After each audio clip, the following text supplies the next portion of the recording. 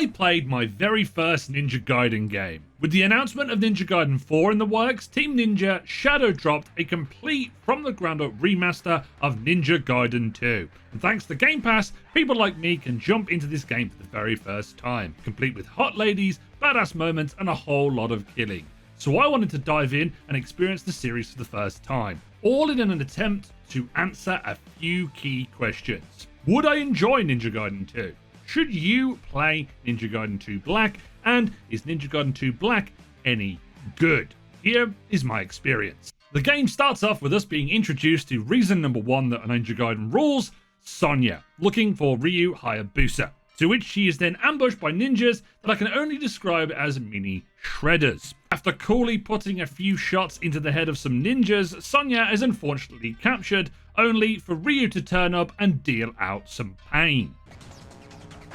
Oh. We are then attacked only for them to take Sonya and swiftly get away, and we dive into combat. The first section of the game acts as a tutorial for combat, meaning I have to unlearn everything I know about fighting from Souls games and diving into button mash and combo city. Here we are dodging, countering techniques, and the all-important Izuna drop that is devastating to any enemy that you catch it with. Oh, boom! Oh, yeah!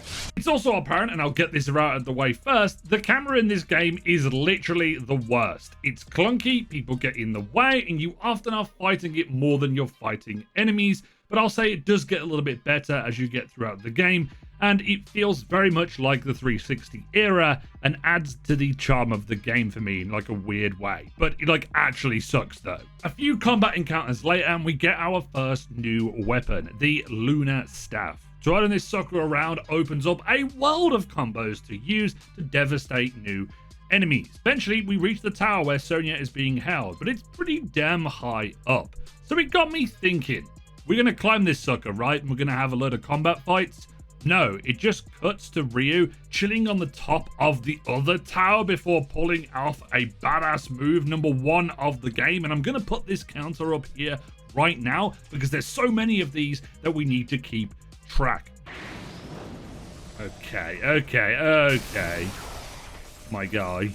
Fighting our way to the top of the tower, we get to fight the first boss of the game, not before we get out a cheeky little Lord of the Rings reference. You shall not pass. Okay, Gandalf.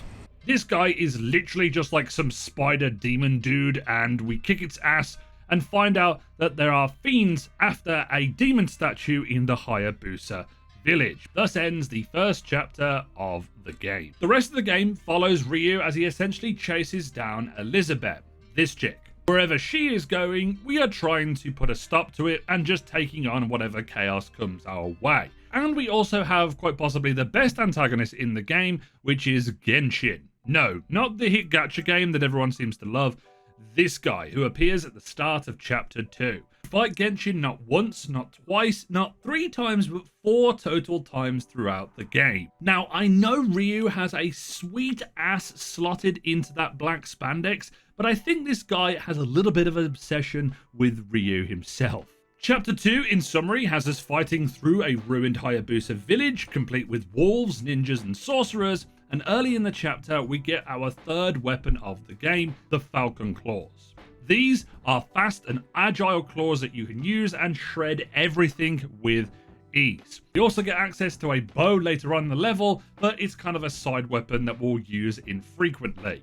The level ultimately ends with us saving our father from Genshin Impact, the ultimate evil. The fight is pretty challenging and pretty badass considering we are fighting on top of a burning tower. Oh, and badass moment number 2 on the counter right here. You must be Genshin. Chapters 3 and 4 have us chasing after Alexei, a greater fiend. They are muscly, flamboyant, and definitely have a thing for the Statue of Liberty in some weird way. The backdrop here essentially is a destroyed New York, and we are literally fighting fiends from the underworld, so not too different to real life. It's here that we get 2 more great additions to our arsenal and essentially more toys to play with. We get the Vigorian Flail, which we get early in Chapter 3. These are 2 mini scythes attached to each other by a wire that allow you to dispatch with enemies in a lot of slicey ways. And then later in chapter 4, when we get to the Statue of Liberty, we get Emna's Fang, a massive greatsword that hits like a truck and has an explosive charge attack.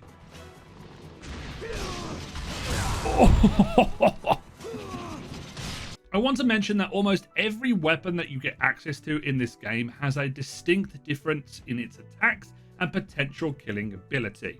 We are 4 chapters in and have 5 weapons already, and I was just like, we're getting another weapon as we went and progressed later into the game. All of these weapons can be upgraded with the money in the game, or this like yellow spirit that you get at shops, and that means that you get access to more combos, more power, and these are the true highlight of the game, but more on those later. Back to the journey. Chapter 3 ends with possibly the worst boss fight of the game against Death Maglu, but it's okay because we get another badass moment that we can add to the counter. Cool guys don't look at explosions. They just walk away. Chapter 4's highlights are fighting through the New York subway system, which is scary enough to think about on its own, and a boss fight with Gamodus at the end of a New York City bridge. And, you know, casually hanging off of a helicopter. We're jumping on a helicopter now. It's exactly what we thought. Chapter ends with us fighting up the Statue of Liberty to face off against Alexei. This fight isn't too bad. It's a mixture of wind and lightning attacks, including a grab attack that caught me a few times, but I dispatched of him rather quickly. Oh, and add another one to the counter. Such is the fragility of evil. Oh yeah. If you want to stop the fragility of the YouTube algorithm, then be sure to subscribe to the channel and like the video. A lot of the boss fights in the game are a mixture of timing and dodging key attacks. The only real challenge comes across when fighting some of the flying bosses, because they don't come down to attack you too much, but it's ultimately just finding openings, but it's not as brutal as I was first expecting. And obviously, when you have a lot of bosses to fight, this is going to be something that we really want to get into, but it is a challenge in itself, and this was just on the normal difficulty. Chapter 5 introduces us to reason number 2 that Ninja Gaiden is awesome, Momoji. But whilst I'm here, I might as well talk about reason number 3 and 4 that the game is awesome, and that is Rachel and Ayane. Hey, I'm a simple man. If you put hot women in a game and they're badass as well, then you can't expect me not to talk about them. You're telling me I get to play as another hot lady? Yeah! All 3 of their missions take place in between Ryu's journey, and I serve as a little mini interlude. The first of which being Momoji, who utilizes a Nagakiba and has a double jump and literally just kicks ass of everything. The Nagakiba is amazing to use. She has some pretty crazy combos that she can get off, but she is ultimately retreading the steps and parts of the Hayabusa village and ends with a battle against the Tengu brothers to stop them destroying the life of a little child. This fight is pretty awesome. You fight 2 of them at the same time, and I enjoyed this in particular. Rachel's mission, however, retreads the steps of a destroyed New York, with the rain doing extra favors for her character. God damn! Holy shit! She uses an Inferno hammer, badass, and a Type 666 heavy machine gun, being that she is a fiend hunter. Nice. As a fiend hunter, she is going after the greater fiend Marbus, or Morbus, or whatever it is, who is still terrorizing New York. This fight is okay for the most part, but the flying aspect of the boss is a particular bugbear because Rachel doesn't really have that much mobility and he doesn't come down to attack you all that much. But all in all, the chapter is pretty good. As for Ayane, we will return to her in just a moment, but for now, back to Ryu. Chapters 6 and 7 showcases how batshit this game actually is, because so far we've fought ninjas, sorcerers, spider fiends, and a couple of greater fiends. So let's just throw werewolves into the mix for good reason, or in this case, lycans.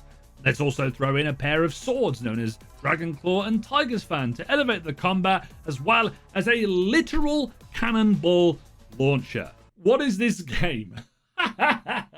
Slaughtering our way through the city, reaching the sewers, killing both a water dragon and a boss called a Gogamog. I don't even know if I pronounced that correctly. And after doing all of that, I just realized that I'm having a massive amount of fun with this game. And it's a pure joy to play. Upgrading and slicing through waves of enemies never really gets old. And there's just enough challenge in normal difficulty that it feels great to get through the boss fights and sticky sections. I'm sure that it's only going to get harder in the later difficulties. I realized this during the castle section of chapter 7, cleaving through waves of lichens only to be then confronted by the big daddy of them all. For him only to just say, "Nah mate, this isn't cool enough, let's just fight in the Colosseum." So I've just fought my way through the sewers into this gothic castle, and the main boss is just like, "Nah, let's just fight somewhere else." This just sums up the absurdity of this game for me. And Wolf's fight itself is actually pretty fun. It's actually one of my favorites in the whole game, and it led to one of my favorite reactions looking back at the footage. Give me the scythe, give me the scythe, give me the scythe, give me the scythe, give me the scythe, give me the scythe. Yeah! Let's party! This scythe is exactly what it says on the tin. It's heavy, it's brutal, and it's downright awesome. It seems almost too perfect that they throw a boatload of enemies at you for you to use this on right after you've killed the boss, which I can commend them for doing. Not to mention, we add another 2 badass moments for the price of 1 to the counter. Got in half. Holy shit. Oh yeah, I'm just gonna hang on to an Apache with with a scythe. This game is bad ass. With the scythe and the kurosai that we picked up in the earlier part of chapter 7, we have all the weapons in the game. And the array and choice that we have on option is the best aspect of it. Heavy hitting weapons like the Emna and the scythe, fast and nimble weapons like the claws and the flail, the swords and the staffs, each with their own combos and things to master.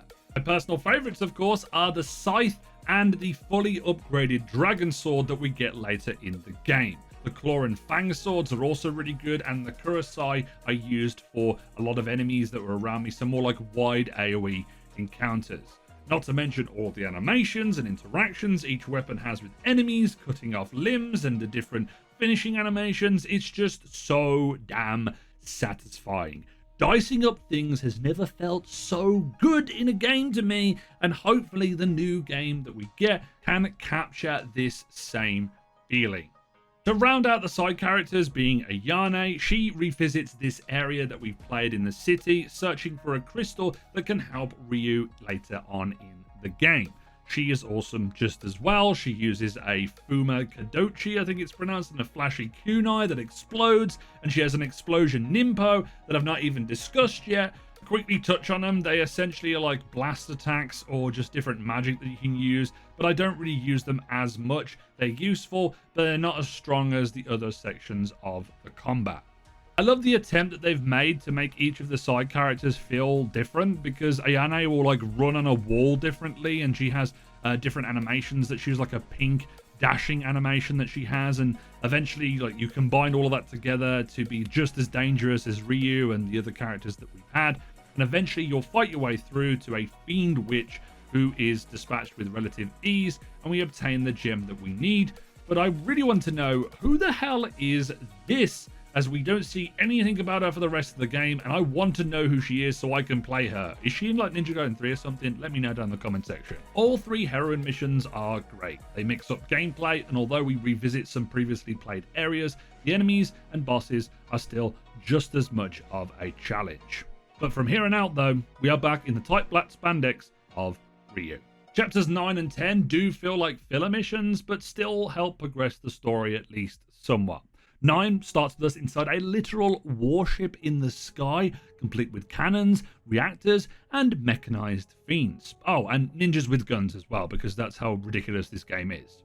We destroy a majority of the ship with the help of Sonya, and there is one moment that made me laugh, which involved a piece of side dialogue about how hot Sonya is, and I just had to agree.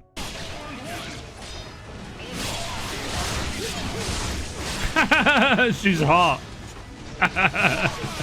Progressing with the destruction of a literal gunship, we fight Genshin again. This fight is similar to the first, but instead of jumping out of a flaming tower at the end of the mission, Genshin just disappears into the sky in the tail of a plane, which is totally viable, right? Ryu, obviously not wanting to be upstage, decides to jump on a motorcycle and ride down the side of a mountain from 500 feet in the air or so, because he can, I suppose. Add another one to the counter. Okay, is he gonna land it? Yeah, he's gonna land it from like 500 feet. Okay, yeah. Perfect. If for some reason we fight a fiery armadillo as a boss to end this chapter, this game, man. 10 can be summarized in a few sentences. Big Fiend blows up the army, Snowy fights, kicks the crap out of another boss called Godamorph, climbs a clock tower and fights Zidonus, the ruler of flame. This fight was super easy to dodge a majority of the flame attacks, and I killed them pretty quickly, but it's rounded off with the Fiend exploding, but not without adding another notch to the counter, of course. Righteous flames will cleanse the earth of your kind. What are we up to, like 10 now? I think I've lost count on how many moments we've had. Admittedly, these middle chapters are a little bit weaker than the rest of the game, such as like chapter 12, we literally just fight a dragon at the end, which is obviously really cool, but thankfully we are getting into the final big couple of acts that we have left, which is like chapter 13 through to 17.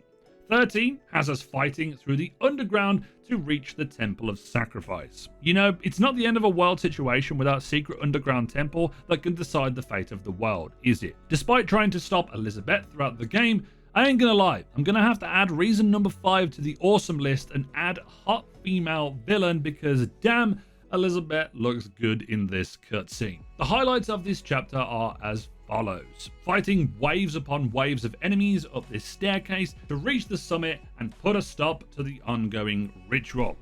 The second highlight is fighting the greater version of Elizabeth, who is now missing a rib cage and is the ruler of blood. This fight is okay, but a lot of times I'm dodging the dash attacks that she has, getting in hits where I can, and a lot of times she is in the air, which is a little bit frustrating. But despite that, we kick her ass, send her down the drain, but the chapter finishes off with a challenge offered to us by Genshin once again to meet at the base of Mount Fuji for the last duel. It's here we reach the last 4 chapters of the game. Rather than going through each of them individually, I'm just going to give you an overview of what happens. So buckle up. Old Fiendy guy is trying to release this mega Archfiend. We have to fight through a ruined Hayabusa village, but remember that gem that we got earlier with Ayane? Yeah, we're using that now to give us a juiced up purple dragon sword. Let's just go ahead and add another one to the counter, right? I added that because who doesn't like to have a super juiced up purple katana? I mean, it's just awesome. We also fight through the land of the undead here because we're going to be going through and fighting the game's previous bosses, but truly killing them this time as we are essentially fighting in the underworld. But first, we have a date with Genshin. At the base of the erupting Mount Fuji, we face off with the final battle of the clans. This fight is the best of the 4 that we have. The setting, the difficulty, and the actual combat itself is really fun. Throughout the game, it feels like Genshin is the real antagonist, but it feels like it's like a mirror to Ryu's journey, except their purpose is different. This is solidified in the final battle that we have with a fiend version of Genshin, where he states he fought with all of his being and offers up his cursed blade to us. To which we use it to kick Elizabeth's ass for the second time. Seeing her just turn to stone is so satisfying.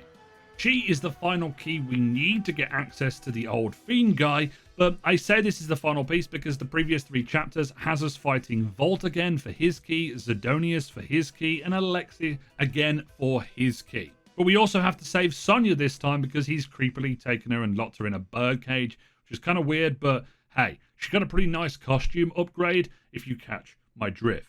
I enjoyed this part of the game because it was essentially a boss rush mode, and essentially we got to fight all the previous bosses with different weapons and different strategies, and it seemed like a fitting way to kind of go into the underworld itself and say, hey you, it's time to die. Including another badass moment to add to the counter, like walking away from a flaming Zidonius in a lava pit.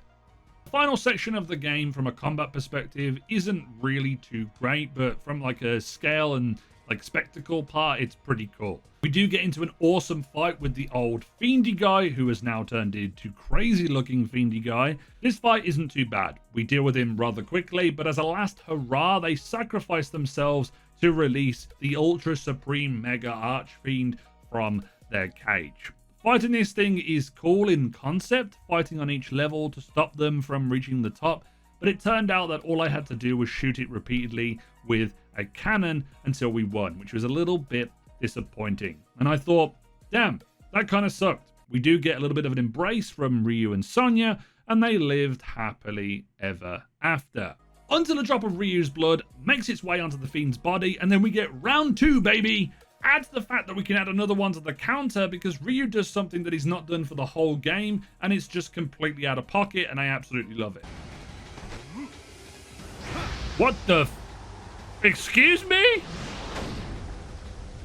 Final fight with the Archfiend is at least a little better. You do have to time when you go in to do damage, otherwise you're going to get grabbed and slammed a whole bunch. Dodging flaming attacks and getting the damage in ultimately leads to the win. However, I do think this could have been a little bit better of a fight. It is the Archfiend after all.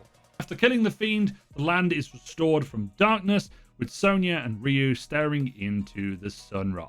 The game finishes with Ryu paying respect to Genshin and all the lost members of the Hayabusa clan, with the final shot of the game being a slow motion ass shot of Ryu, and roll credits with another badass moment going on to the counter for the last time. With all that wrapped up, I think it's time that I should answer some questions about Ninja Gaiden 2 Black, as it certainly was an experience. First 2 questions we need to answer are, did I enjoy this, and is Ninja Gaiden 2 actually any good? Short answer, yes, I did, and yes, the game is good. The long answer would be that Ninja Gaiden 2, much as many games in the era of the 360, has its faults in places, the camera work, especially the end boss fight, and some parts of the game dragging, but it didn't detract from the overall experience. It was a blast to cut through waves of enemies in different ways, the animations and sound effects made it all that more satisfying, boss fight after boss fight, badass moment after badass moment, hot protagonists and hot antagonists. The game is over the top, cheesy, and awesome. And I've said it many times throughout the video, but to summarize this in 1 word, or 2 words if you're picky, Ninja Gaiden 2 is badass. But the real question is, should you play Ninja Gaiden 2 Black? Yes. It's roughly 8 to 9 hours long with a bunch of extra side content like challenges that I didn't even dive into, and I believe you can play through the game again with the fully upgraded weapons that you've got in like these missions to try and get high scores, which is pretty cool as well. The point is that the game is fun, action-packed, and that we have been sorely missing from this current generation. Things have slowed down a whole bunch with different RPGs and Souls-like games, but Ninja Gaiden is fast-paced and in your face. To give my final verdict, I fully recommend that you play Ninja Gaiden 2 Black. It's on Game Pass on both PC and Xbox, so it's a no-brainer for me. Go and play it. And if you want to support the channel and you enjoy content like this, make sure you hit the subscribe button, like the video, and leave a comment that if you've played Ninja Gaiden or any of the other games in the series, I want to know what one I should play next. Thank you very much for watching the video, and as always, this has been Jimbo, and I'll see you guys next time.